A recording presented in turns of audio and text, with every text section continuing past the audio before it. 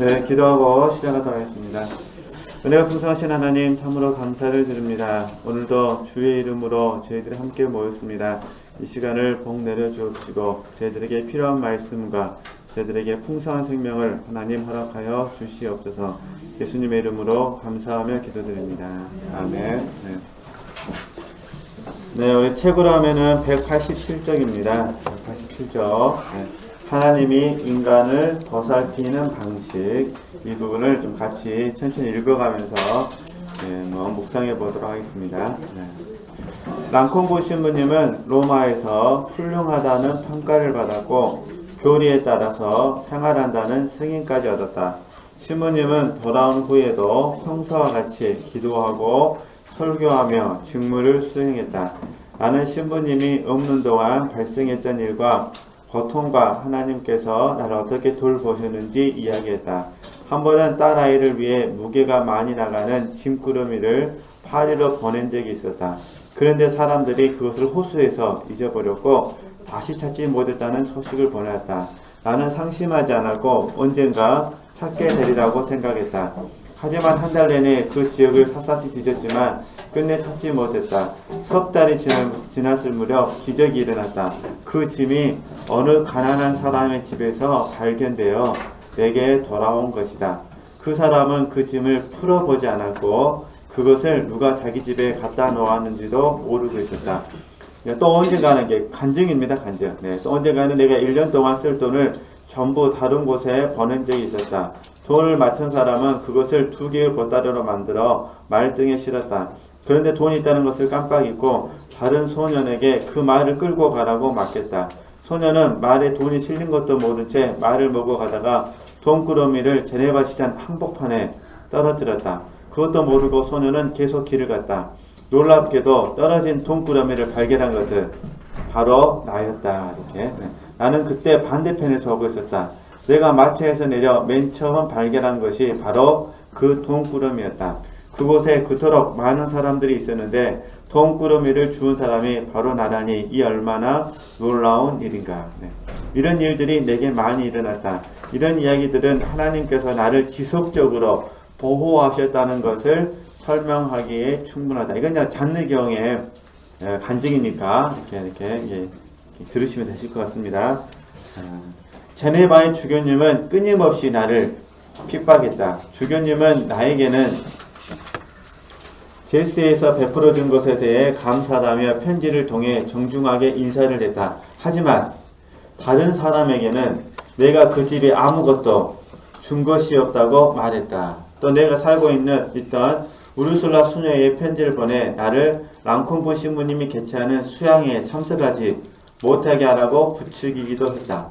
덕망에 있는 수도의 책임자와 원장은 화가 나서 그럴 수 없다고 주교님에게 말했다. 그러자 주교님은 정중하게 사과하며 변명을 했다.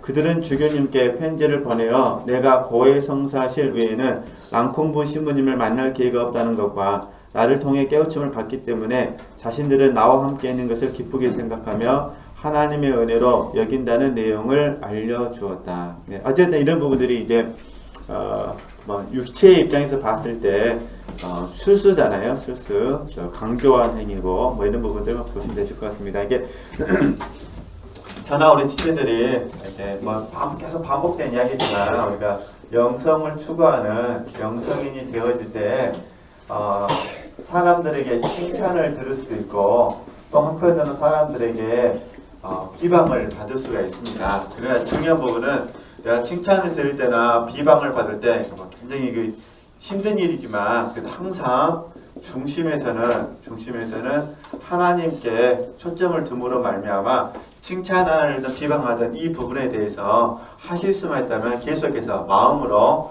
관여하지 않는 훈련들을 좀 해주셨으면 좋겠습니다. 예를 들면 누군가 칭찬하면 그냥 고맙습니다 라고 생각하시면 되고 혹시 많이 비방을 하게 되면 어쩔 수가 없잖아요. 비방하게 되면 그런다 하더라도 내 중심을요 하나님께 두고 그래서 이 부분이 이제 우리가 늘 공부하는 마태복음 11장 25절에서 30절 말씀이잖아요. 올소이다 이렇게 된 것이 하나님의 뜻입니다.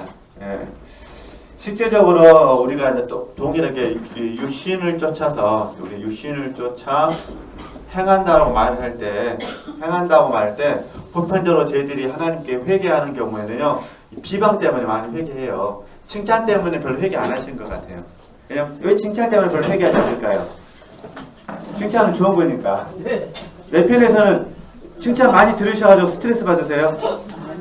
제발 나한테 그만 좀 칭찬해 줬으면 좋겠다. 그런 말 안 하시잖아요. 더 해라 그러지.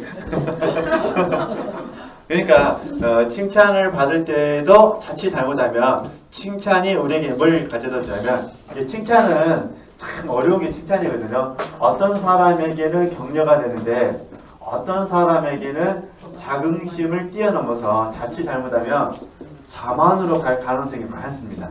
그러니까 칭찬은 정말 잘해야 될 부분입니다. 또 칭찬을 안 하면 사람의 격려를 또 못 받으니까 또 여기서도 인간관계 힘든 부분이 있거든요. 그러니까 어쨌든 칭찬은 어떤 사람에게는 격려가 되고 어떤 사람에게는요, 잘못하면 자만으로 가게 할 수가 있습니다. 그래서 어쨌든 그렇기 때문에 우리 편에서 바라봤을 때 혹시 우리가 칭찬을 들음으로 말미암아 격려가 된다면 괜찮은 것이고, 만약 칭찬을 들음으로 말미암아 우리 마음 우쭐해진 마음이 생겨서 자만심이 생긴다거나, 아니면 혹시 반대로 비방을 들었을 때 비방도 마찬가지입니다. 어떤 분들에게 비방은 예수님의 표현을 들면 겸손과 온유로 우리가 비방을 받으면 이 비방은 저와 여러분에게 연단이 됩니다.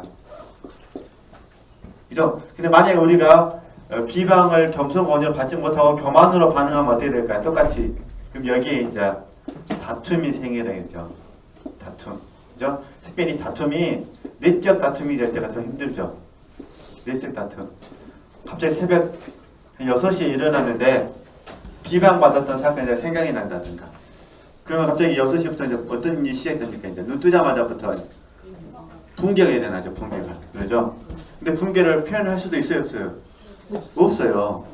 예를 들어서 그 붕괴 대상이 가족이다. 그러면 6시부터 깨가지고 들들 벗을 수는 있지만, 만약에 서울 산다.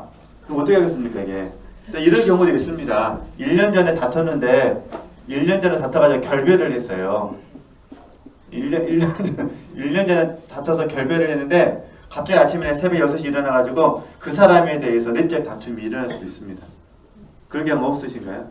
있으시잖아요. 근데 이미 그 사람하고 헤어졌는데 전화해가지고 너 때문에 열받을 겠다 말해봐요. 그것도 더 이상하잖아요. 그러니까 주로 이렇게 칭찬을 들으시든 비방을 들으시든 이게 좀 쉬운 문제는 아닌데, 그래서 우리가 주님께 가서 배우는 겁니다. 칭찬을 받는다 하더라도 우리가 겸손해져야 되고, 비방을 받는다 하더라도 어떻게 되는 거죠? 겸손해져야 된다. 이런 훈련들을 해야 되는데, 지금 잡는 경우는 그렇다는 것입니다. 하나님께서 한편으로는 우리 이성적으로 이해할 수 없는 방법으로 하나님께서 잡는 경우를 보호해 주시고, 또 한편으로는 지금 이거 가만 생각하시면 돼요. 주교님 유해의 사건은, 그죠? 주교님과 상관이 없는 사건은 하나님께서 어떻게 지금 그녀를 보호해 주시고 그러잖아요. 주교님 사건은 어떻습니까? 보호해 주지 않으시고 계속해서 비방과 판단이 더 심해진다는 겁니다. 이게 우리의 모습입니다. 저와 여러분이 지금 내가 나를 힘들게 하는 그 사람을 다른 사람에게는 칭찬을 받을 수 있는데, 그 사람만과의 관계를 먹혀서 뭐가 생기는 거죠? 비방과 판단이 더 많아질 수 있다는 겁니다. 비방과 판단은 아니다 하더라도 우리가 그래서 비방을 좀 많이 바꾸면은 그 사람에게 내가 인정받지 못할 수도 있습니다. 그 사람에게는 아무리 열심히 해도 그분에게는 인정받지 못할 수가 있다는. 그러나 다른 사람에게는 작은 성김 하나만 베풀어도 얼마든지 인정받을 수가 있습니다. 그러니까 이걸 통해서 지체들이 보셔야 됩니다. 그러니까 어쨌든 저와 여러분에게 주교님 같은 분들이 좀 있으시다 하면 어떻게 받으셔야 돼요? 겸손과 온유로서 우리가 하나님 앞에 잘 이겨낼 수 있었으면 좋겠고요. 이해의 사건 속에서 하나님께 우리를 보호해 주신다면 이 부분에서 우리가 감사할 수 있었으면 좋겠다. 이게 이제 잔느기용을 통해서 우리가 보는 부분입니다. 그러니까 어떤 사람에게는 잔느기용이 영적인 부분에 있어서 긍정적으로 비치지만 어떤 사람에게는 굉장히 지금 안 좋은 쪽으로 몰아가 붙이고 있다는, 그러나 그거는 거짓이기 때문에 이렇게 일하시면 좋겠습니다. 계속 보도록 하겠습니다. 주교님은 이곳 사람들이 나를 사랑하는 것을 알고는, 그죠? 내가 사람들을 끌어모은다 생각하며 자기 교구에서 어떻게 된 거죠? 떠나달라고 말했다. 그러니까 주교님을 제외한 다른 사람들은 자녀교훈을 좋게 보는데 주교님은 나쁘게 보는 겁니다. 네. 이럴 때 이제 우리가 잘 읽어보겠습니다. 나는 그 집을 떠나는 것으로는 전혀 뭐라는 거죠? 고통받지 않았다. 하나님께서는 내게 모든 것을 똑같이 받아들이게 해 주셨다. 타성적인 신앙인은 하나님 안에서 사태를 잘 분별하지 못한다. 가련한 영혼이 교만한 것을 볼 때 나는 그들을 동정한다. 그 영혼이 자기애로 인해 자신을 옳게 보이려고 노력하는 것이 어쩌는 거죠? 애처롭기 때문이다. 그러니까 여기에서 이제 우리가 좀 필요한 부분이 뭐냐면, 물론 우리 주님은 아닙니다. 네, 주님은 아닌데 우리에게 좀 필요한 부분은 뭐냐면, 자, 결국은 이제 우리 다시 예수님 얘기하면은 예수님은 진리시니까 진리 안에서 바르게 분별하신 거죠. 그러잖아요. 그래서 당신을 비방했던 사람들을 바라보면서 어떻게 보면은 애통해 하시고, 이유는 아주 간단합니다. 하나님 뜻이니까. 그러니까 하나님의 뜻이 그 예수님을 비방하는 사람들을 허락하신 거니까. 그러잖아요. 이게 쉽게 우리 편에서 적용하면은 그들은 구원받지 못할 사람은 악인이 찍힌 거잖아요. 그러니까 예수님 편에서 바라봐서는 어떤 마음이 있는 거죠? 애통한 마음이 있는 거죠. 그죠? 그러니까 이걸 이제 우리에게 적용하면은, 우리는 내가 아니라 주님이라고 배우셨으니까 내 안에 계신 주님께서 그 사람을 바라보면서 어떻게 평가하시는지 여기가 관심을 가지셔야 된다, 그런 부분입니다. 우리가 훈련 받아야 될 부분은. 근데 우리는 내 안에 계신 주님께서 그 사람에 대해서 어떻게 평가하는 거에 대한 관심보다는 지금 내가 힘드니까 우리는 대부분 어떻게 기도하냐면 하나님께서 나의 오름을 증명해 달라고 기도합니다. 이렇게 기도하고 보니까 시편 말씀이 이해가 돼 버립니다. 이게 다윗을 봐라. 다윗이 하나님 앞에 뭐 했던 거죠? 원수를 갚아달라고. 이제 이렇게 말씀이 보인다, 그런 부분입니다. 그러면 이제 이 상태에서 머물러서 만약 시편 말씀을 적용하면 어떻게 될까요? 나도 이제 기도할 때마다 어떻게 될까요? 하나님, 그 사람에게 원수를 갚아주옵소서, 이렇게 되거든요. 이게 원수를 갚아달라는 게 그 사람을 어떻게 해달라는 거예요, 지금? 이렇게 적용하시면 안 된다는 겁니다. 그래서 이제 제 입장에서는 그 기도를 사람하고 상대하는 것이 아니라 마귀와의 싸움으로 받아들인다고 설명하는데, 그러나 궁극적으로 보면 그 시편에 나와 있는 다윗의 그런 시에 하더라도 그 자체가 하나님께서 보시는, 그러니까 하나님께서 다윗에게 그 기도를 응답해 주셨다, 이렇게 적용하시면 안 되고, 하나님께서 그런 과정을 허용하셔가지고 하나님께서 다윗을 지금 연단시키셨다, 이렇게 받으시면 더 좋을 것 같습니다. 근데 그걸 잘못 적용하신 분들은 이해되시겠죠? 내가 기도하면 하나님 너를 쳐버리실 것이다, 이렇게 되어버린다니까. 그럼 나는 누가 되니까? 나는 의인이니까. 이렇게 되니까. 그러면 우리가 애통하는 자가 받을 복도 없고 국률의 얘기를 이것도 없는 거잖아요. 이해되시죠? 의를 위해 핍박을 받는 것도 다 우영침이 되는 거니까. 그렇게 이해하시면 안 되시고, 단지 그걸 적용하신다면 연단의 개념으로 이해하시면 좋겠다, 이렇게. 제 말은 다윗이 완성돼서 그 기도를 한 것이 아니라 성장해 가는 과정 속에서 그 고통을 하나님 앞에 호소한 부분이니까, 하나님 그 고통을 들으시고 다윗의 기도에 응답하셨다기보다는 다윗을 하나님 뭐 하셨다는 거죠? 연단하셨다, 이렇게 보시면 더 도움이 되시겠다, 그런 부분입니다. 그래서 우리는 이 자리를 뛰어넘어서 중요한 건 뭐냐면, 다시 정리합니다. 내 안에 계신 주님이 그 사람에 대해서 나에게 어떻게 말씀해 주시는가가 중요하다는 겁니다. 그죠? 그러니까 철저하게 내 편에서 바라봤을 때는 그 사람이 나와 어떠냐가 중요한 것이 아니라, 하나님이 나에게, 주님께서 나에게 무엇을 요구하시느냐가 중요하다, 그런 부분입니다. 그렇죠? 그러니까 아주 쉽게 생각하시면 돼요. 내 안에 계신 주님이 그를 사랑하면 나도 그를 뭐 하면 돼요? 사랑하면 돼요. 너무 쉽죠? 현실은 너무 어렵죠. 이게 이 훈련을 해보자, 그런 부분입니다. 그러면 이제 만약에 자녀 기용처럼, 지금 자녀 기용은 주교님을 국리를 여긴 거잖아요. 불쌍하게 여긴 거고 애통하게 여긴 거니까. 아니면 교만으로 가득 찼죠. 자기에 가득 찼죠. 이거 뭐라고 표현했죠? 이 책대로 하면은 타성적인 신앙인은 하나님 안에서 사태를 잘 분별하지 못한다. 가련한 영혼이 교만한 것을 볼 때 나는 그들을 뭐하는 거죠?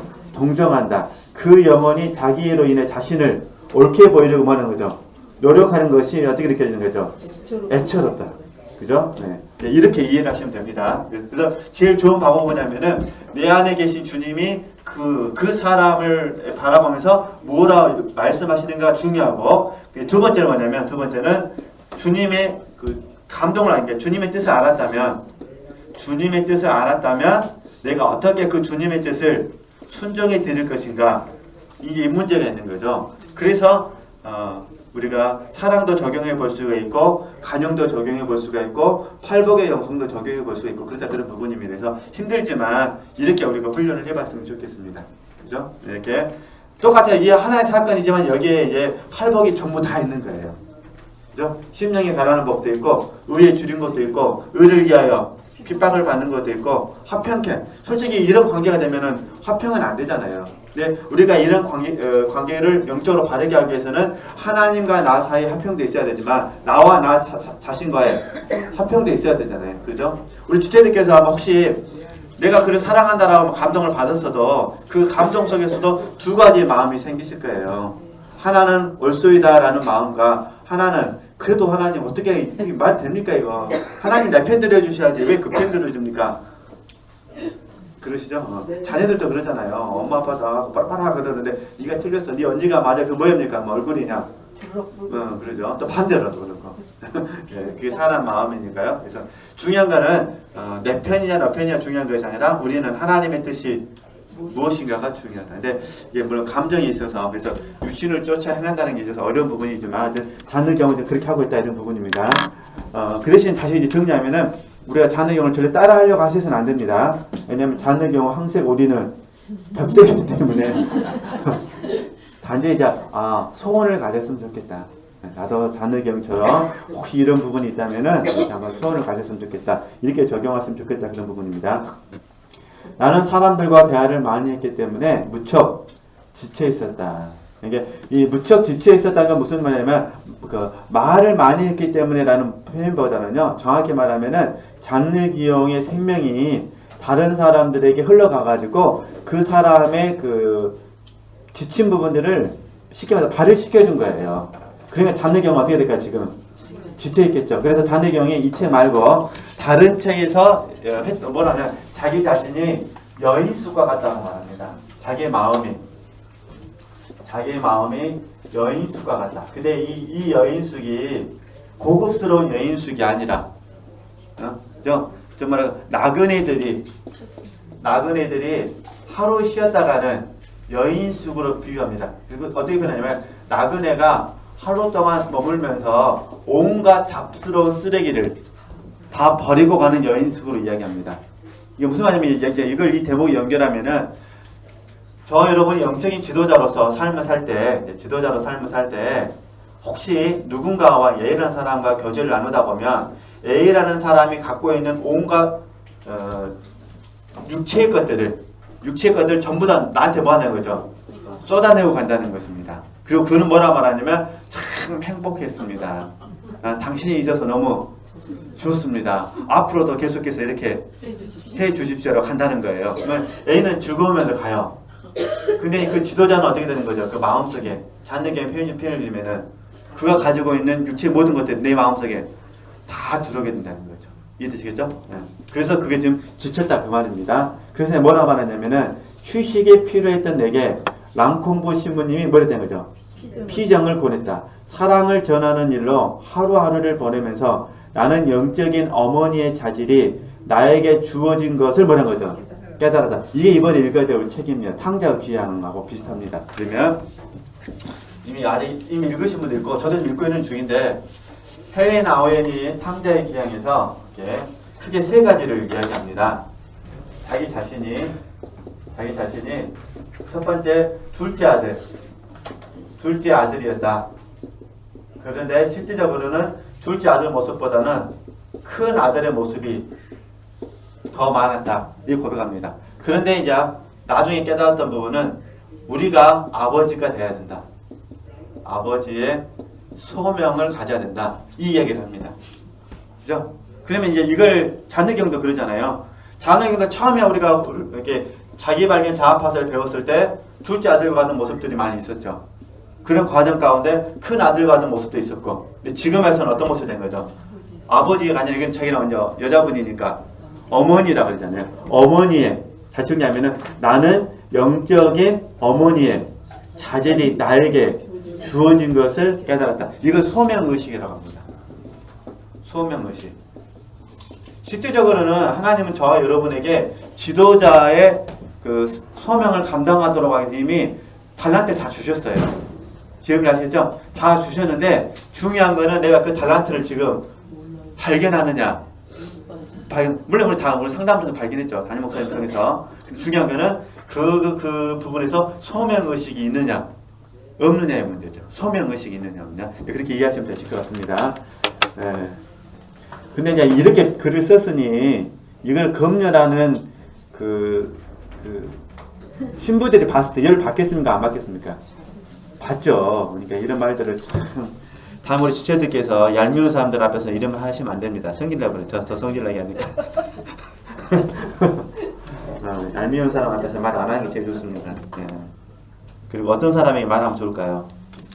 지혜를 사모하는 사람들에게. 네. 그러니까 가끔씩 우리가 목사님이 그런 얘기 하시잖아요. 이렇게 좋은 것을 개에게 주지 말고 뭐죠? 진주를 개에게 주지 마라. 그 말을 참 잘 들어야 돼요. 뉘앙스가 아주 이상한. 어쨌든 네, 마치 그와 같다는 겁니다. 네. 그럼 계속 보겠습니다. 네. 주님께서 다른 영혼을 위하여 내게 주신 것은 참으로 뭐란 거죠? 귀중한 것이다. 나는 이것을 랑콩부 신부님에게 숨길 수가 없었다. 참 랑콩부 신부님도 참 대단하신 것 같아요. 똑같은 이야기를 들어도 랑콩부 신부님은 그 가서 교통이 됐다는 거. 근데 다른 사람들은 교통이 되는 것이 아니라 그것을 통해서 판단과 비방을 했다는 거예요. 어쨌든 지체들께서 랑콩부 신부님처럼 이런 교육자를 주신 분들은 참 행복하시다 생각하시면 되실 것 같습니다. 그러잖아요. 네. 그러면 주님께서는 랑콩보 신부님이 주님을 경외하기 위해 1000명 가운데 선택된 주님의 종이라는 사실을 나에게 보여주셨다.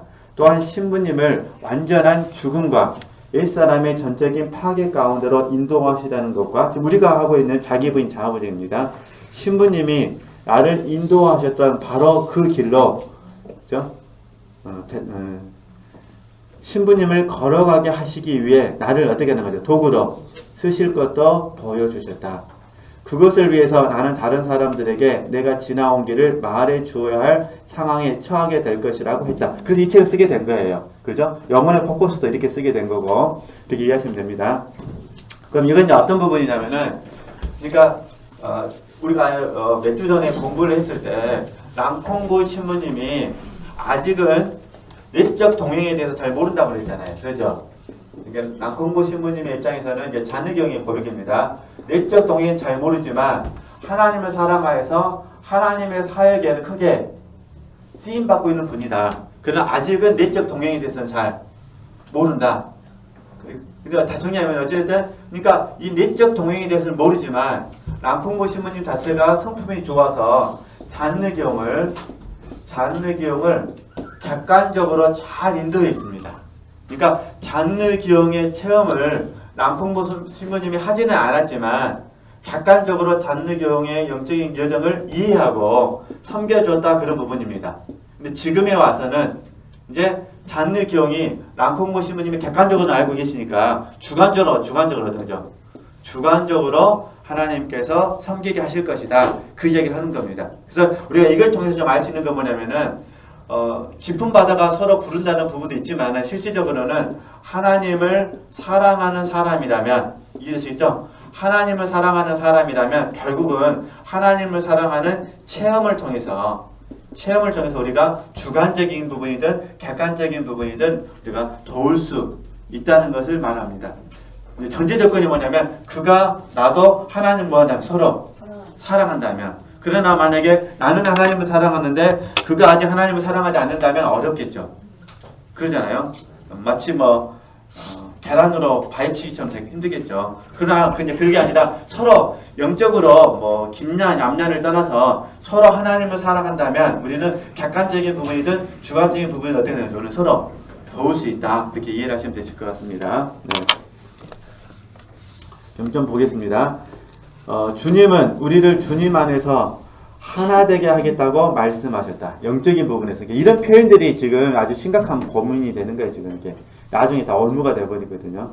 어찌됐든 당시에는 내가 신부님보다 조금 더 성장해 있었지만 언젠가는 신부님이 담대하고 신속하게 나보다 더욱 성장할 것이라고 하셨다. 그리하여 저는 영적인 어머니로서 매우 기뻐하게 될 것이라고 말씀하셨다. 나는 핀형 중에 글을 쓰고 싶었지만 억지로 참았다. 그러다가 마침내 병까지 났지만 나는 여전히 글을 쓰지 않았다. 왜 병이 났을까요? 여기서는 순종 안 해서 그럴 수도 있겠지만요. 사람이 이렇게 그 마음 깊은 곳에 있는 욕망을 감추지 못하면은 이렇게 몸이 병이 납니다. 이게 경험해 보신 분들은 아십니다. 이게 그것은 억누르기 힘든 은혜로 가득 찬 거룩한 충동이었다. 랑콩부 신부님은 내게 글을 쓰라고 권했다. 나는 첫마디를 어떻게 시작해야 할지 몰랐다. 그러나 막상 시작하니 쓸 말이 풍성하게 흘러넘쳤다. 글을 쓰면서 마음이 평안해졌고 몸도 좋아졌다. 결국 뭐냐면 소명에 충실하게 된 거죠. 그죠? 네. 나는 믿음의 내적인 길을 폭포수와 시냇물과 강에 비유해서 한 편의 글을 썼다. 이게 지체들이 이미 읽으셨던 영혼의 폭포수입니다. 대단하신 것 같아요. 이렇게 할 수 있다는 게. 네. 하나님께서 당시에 랑콩부 신부님을 인도하시던 길은 가난하고 미천하고 멸시로 가득 찬 믿음의 길, 바로 십자가의 길이었다. 신부님은 그 길에 복종하는 것이 매우 어렵다는 것을 느꼈다. 신부님의 마음속에 하나님 뜻으로 성전이 지어지기 전에 내가 그때까지를 지불해야 했다는 것을 아는 사람은 누구일까? 아마 단 한 분밖에는 없을 것이다. 네. 그 다음에요, 190쪽 가서 좀 펼쳐놓으시고 좀 정리하도록 하겠습니다. 근데 어떤 부분이냐면은, 모든 것이 다 그러는 건 아닙니다. 그런데 이제 잠깐 예를 들면, 저는 이제 성경에 없는 이야기지만은, 제가 하나님의 교육 방법을 참 제가 이렇게 감탄했던 게 뭐냐면, 하나님의 교육 방법은 저는 이제 눈높이라고 늘 생각을 합니다. 눈높이입니다. 그래서 A, B, C로 한다면, 하나님께서 보실 때 A라는 사람은 영혼을 예를 들어서 1000명, 1000명을 섬길 수 있는 사람, B는 예를 들어서 100명을 섬길 수 있는 사람, C는 10명을 섬길 수 있는 사람이라고 본다면 A라는 사람은 1000명의 영혼을, 사람을 섬겨야 되니까 A라는 사람을 훈련하실 때 어떻게 하시냐면 1000명을 품을 수 있는 사람으로 만들어 버리십니다. 그렇죠? 근데 1000명을 품기 위해서는 지식도 있어야 되지만 무엇보다 마음이 온유하고 겸손하고 그 다음에 수용 능력이 있어야 됩니다. 그렇죠? 근데 100명도 10명보다 낫지만은 굳이 100명 상계 사람에게 1000명 정도까지 늘릴 필요가 없잖아요. 그러면 예를 들어서 A라는 사람에게는 100가지를 훈련시키신다면, 그러니까 100가지 훈련을 통해서 깨달음을 주신다면, B는 어떻게 하면 될까? B는요, 10가지 훈련을 통해서 뭘 주실까요? 깨달음을 주시겠죠. 그렇죠? 그럼 이제 C는요, 한 가지를 통해서 깨달음을 주시죠. 근데 이제 심각한 문제점은 뭐냐면은 C라는 사람은 한 가지를 깨달았는데 이 한 가지 속에서 자기는 10명을 맡으니까 어떤 현상이 나타나냐면은 연단이 예를 들어서 한 가지니까 1%라면 하나님의 은혜로 영적인 지식을 소유할 때 이게 99%입니다. 이렇게 된다는 거예요. 근데 이 C라는 사람이 이제 착각을 어떻게 해버리냐면 나는 1%이기보다는 은혜로 말미암아 99%가 됐으니까 나는 완전히 지금 실제가 됐다라고 생각하는 거죠. 지금 아시겠죠? 그런데 하나님께서 이제 10명을 15명을 좀 늘려보려고 계획을 짜셔가지고 이분의 1 공과를 이제 훈련을 줬습니다. 그랬더니 2분의 1 훈련을 받으면서 쓰러져 버려요. 그러면서 이제 의문이 생기는 거예요. 왜 전에는 하나님이 은혜로 하셨는데 왜 지금은 안 될까? 이해되시죠? 그러니까 현재 우리가 몇 명 맞췄는지 모르지만 이 분량을 받을 때까지는 문제는 없다니까요. 근데 하나님께서 이 분량을 저와 여러분의 특별한 은혜를 주셔가지고 키우기를 원하시면, 이해되시죠? 키우기를 원하시면 그때부터는 은혜로 되는 것이 아니라, 제 말은 은혜는 반드시 있는데 은혜로만 되는 것이 아니라 그때부터 어떻게 되냐면 본격적인 훈련이 시작이 됩니다. 그래서 한번 묵상해 보시면요, 우리 지체들이 새로운 사람을 만나서 섬기게 되잖아요. 그건 다 훈련입니다. 이제 그때부터는 정말 쉽게 된 경우도 있지만 거의 없습니다. 그러니까 이제 그때부터 이제 지체들이 갈등이 생기는 겁니다. 누가 맡긴다 하면 어떤 마음 들까요? 맡긴다 하면 아니 되옵니다. 이쪽으로 하실래요? 아니면 더 맡겨주실렵니까? 이렇게 하시네요. 이런 훈련들이 있더라 그 말입니다. 다시 정리하면은 우리가 하나의 공과를 배울 때 하나님의 은혜로 깨달음을 통해서 배우지만 하나님께서 연단하기로 작정하시면 어떻게 하신다는 거죠? 반드시 그 길을 가야 된다. 그래서 다시 한번 봐보겠어요. 그거예요. 189쪽 밑에서 세 번째 쪽이잖아요. 신부님의 마음속에 하나님의 뜻으로 성전이 지어지기 전에, 그죠? 내가 그 대가를 지불해야 했다는 것을 아는 사람은 누구일까? 아마 단 한 분밖에, 누구만 아신다는 거죠? 하나님만 아신다는 겁니다. 어찌됐든 그래도 참 우리가 감사하게 함께 모여서 이렇게 교제를 나눌 수 있다는 게 얼마나 감사가 됩니까? 그죠? 그렇게 이해하시면 되실 것 같습니다.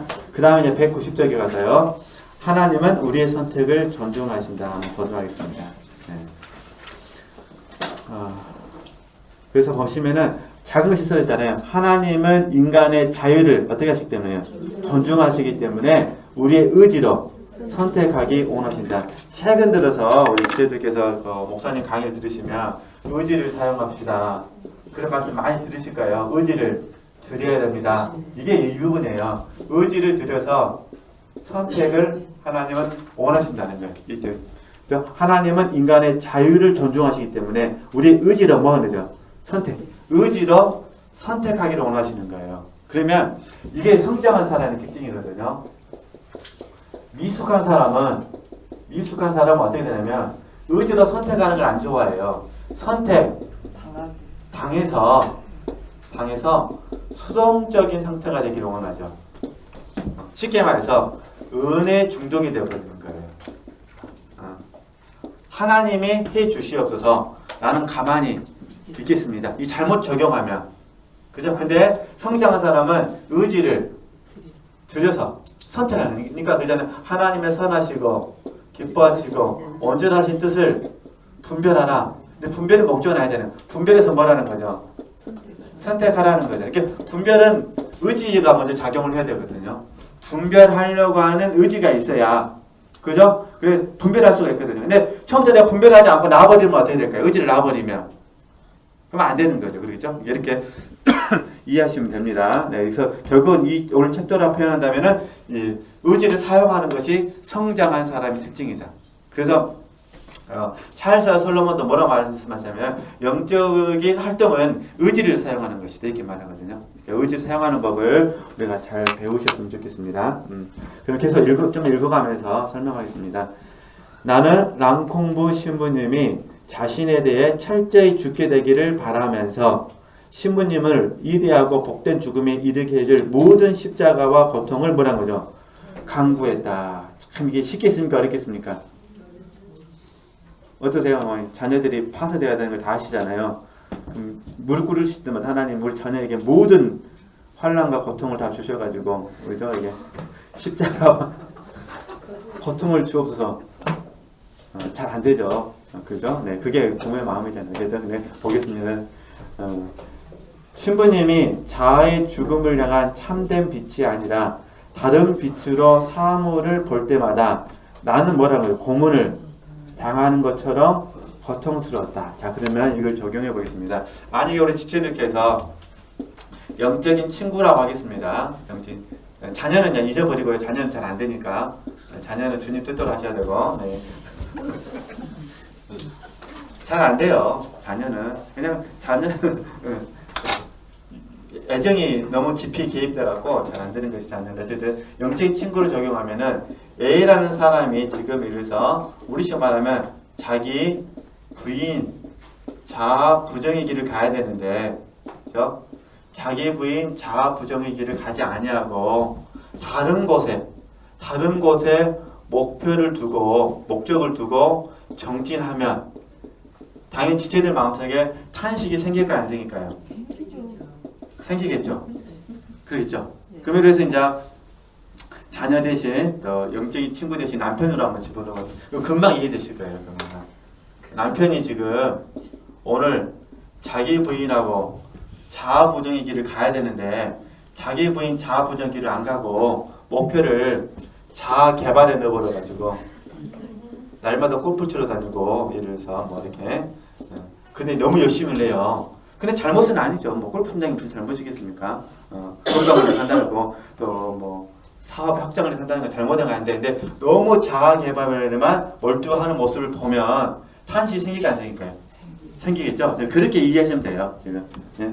신부님이 자아의 죽음을 향한 참된 빛이 아니다. 그죠? 다른 빛으로 사물을 볼 때마다 나는 고문을 당하는 것처럼 고통스러웠다. 전에는 이런 일을 겪어보지 않았기 때문에 나는 뭐라는 거죠? 무척 놀랐다. 그러면 우리 편에 있어서 고통은 어떻게 나타나냐면요. 예, 우리 편에서입니다. 만약 혹시 지체들이 이런 그 부분을 느낀다면은 어떤 분들은 근심으로 나타날 수가 있고요. 어떤 분들은 눈물로 나타날 수가 있어요. 근심과 눈물로 나타날 수 있고 어떤 분들은 분노로 나타날 수도 있고요. 예, 각자 자아의 기질이 다르기 때문에 그죠? 어떤 분들은 말을 잃어버려요. 뭐랄까 의기소침으로 나타날 수가 있어요. 그를 생각할 때마다 마음이 이렇게 생동감이 있는 것이 아니라 의기소침이 돼가지고 탄식으로 나타날 수도 있겠죠. 다양한 형태로 나타나는데 아마 이걸 보시면 되십니다. 네. 그래서 이게 고통이라는 겁니다. 나는 주님께 불평을 털어놓았다. 당연하겠죠? 그러겠죠? 지체들이 경험하면 불평 생기가 안 생길까요? 생기죠? 보편적으로 우리가 하는 불평이 그죠? 내가 무엇이가 돼 나한테 그 양반을 맡겨하고 나를 힘들게 합니까? 내가 지금 기도할 것도 많은데 왜 그 사람을 나한테 감동을 주셔갖고 우리 배우시는 눌림이랄까요? 눌림, 부담. 괜히 나한테 부담을 주셔갖고 하나님 내가 이렇게 합니까? 그 사람만 내가 없으면 나는 모든 것이 행복해 보이는데 왜 하필 납니까? 이런 기도가 생길 수도 있다는 거예요. 그죠? 어느 누구나 사람은 편하고 쉽고 행복한 길을 가고 싶지 이런 부담을 갖기를 원하지 않기 때문에 그렇게 이해하시면 됩니다. 네. 그런데 너무 놀라운 건 주님께서는 이 일에 대해서도 전적으로 그분께 뭐라 하죠? 의지하도록 관대하게 나를 격려하셨다. 주님께서 내가 전적으로 주님을 의존하도록 허락하셨기에 나는 새로 태어난 갓난 아기와 다름없었다. 이건 어떤 의미냐면은 영혼을 섬기는 데 있어서도 우리가 주관적으로는 생명적 삶을 산다 하더라도 영혼을 섬기는 데 있어서는 어떤 우리가 의무와 책임 단계에 있을 수도 있습니다. 그렇죠? 네. 내가 A라는 사람을 섬길 때 생명으로 섬길 수도 있지만 또 한편으로는 의무와 책임으로도 할 수 있습니다. 의무와 책임으로도. 절대 의무와 책임은 나쁜 건 아닙니다. 우리의 소원이 의무와 책임이 아니라 생명으로 하려는 데 있다 보니까 우리가 의무와 책임 때문에 괴로워하는 거지 실질적으로는 의무와 책임도 대단한 겁니다. 왜냐면 아는 사람들도 있으니까. 그렇죠? 우리에서 이렇게 어제 영성 포럼 했는데 숙제를 내신 분들 보세요. 자원하는 마음으로 내셨는지 생명으로 내야 되니까 내는지 의무와 책임으로. 네, 안 낸 사람 훨씬 많으니까. 그러니까 안 낸 사람보다는 의무와 책임이 낫고 이양할 거라면 뭐가 나고요? 생명은 낫고. 네, 그러니까 혹시 우리 지체들께서 지금 어떤 영혼들을 교회에서 이임을 받으셨든 아니면 하나님께 직접적으로 이임을 받으셨던 영혼을 섬기실 때 우리가 전문가가 아니기 때문에 아니기 때문에 미숙한 부분이 있어서 결점들이 많이 보인다는 것입니다. 그럼 어떻게 되느냐? 이 결점 때문에 포기하는 것이 아니라 이 결점으로 말미암아 더욱더 하나님을 의뢰하고 하나님의 지혜를 구하면서 잘 감당하려고 우리가 도모해야 됩니다. 그죠? 이게 우리에게 성장을 하도록 동기유발을 시킵니다. 성장하도록. 그죠? 이 성장과 동기유발이 새로운 영적 추구가 됩니다.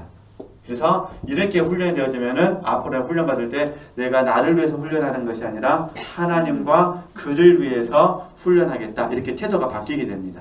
이렇게 이해하시면은 좀 도움이 되실 것 같습니다. 네. 솔직히 장로경 입장에서는 굉장히 좀 충격이죠. 감히 내가 어떻게 무슨 신부님을 지도해. 그런 거잖아요. 그죠? 이렇게. 좀 더 볼까요? 아니, 그만해야 되겠습니다. 네. 찬양하러 가야 되니까요. 오늘 여기까지만 하시고요.